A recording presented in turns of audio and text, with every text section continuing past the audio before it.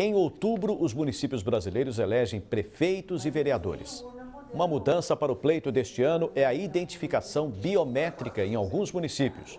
Em 2014, eleitores de 15 cidades do estado de São Paulo foram identificados por meio da digital na hora do voto. Para 2016, o cadastro biométrico ainda não é obrigatório para algumas cidades, como São Carlos. O comparecimento obrigatório é necessário para os eleitores que desejarem transferir o título eleitoral, trocar o local de votação para mais perto de sua residência e para os maiores de 18 anos que ainda não tiraram o título. Para especialistas, a biometria não interfere na segurança das eleições. O nosso sistema eleitoral hoje, ele é um sistema de referência no mundo.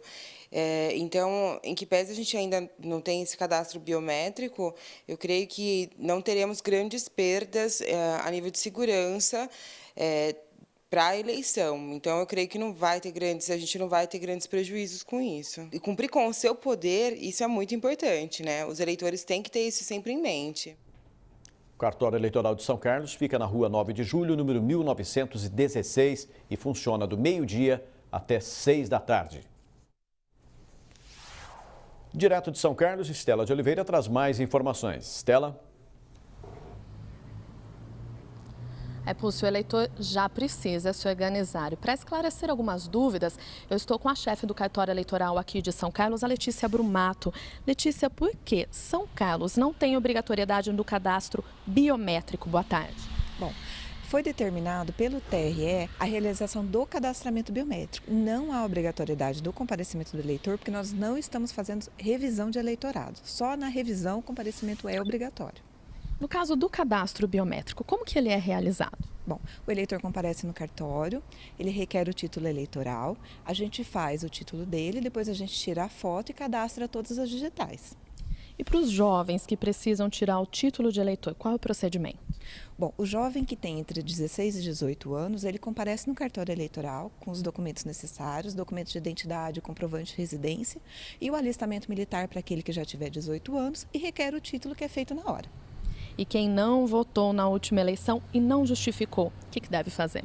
O eleitor pode comparecer no cartório e requerer o pagamento da multa, R$ 3,50 por turno que o eleitor deixou de votar.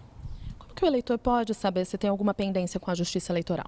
Ele consegue consultar no site do TRE. É tre-sp.jus.br. Tem um link lá chamado Situação Eleitoral. Lá ele consegue ver se está regular ou não. Quais são os prejuízos para o eleitor que não se regularizar? O eleitor, para todo ato que precisa de quitação eleitoral, o eleitor não vai conseguir. Então, às vezes, para financiar, para participar de licitação, para matrícula de escola, o eleitor precisa da quitação eleitoral, então ele não consegue enquanto não regularizar. E quem perdeu o título de eleitor, qual o procedimento? Quem perdeu o título e vota no lugar que quer votar, que está tudo certinho no cadastro, ele pode requerer a segunda via do título até o dia 3 de agosto. Agora, se ele quiser trocar de escola ou transferir o título para São Carlos, ele tem até o dia 4 de maio. E para a troca de local de votação, então, o que pode ser feito? Qual é o procedimento?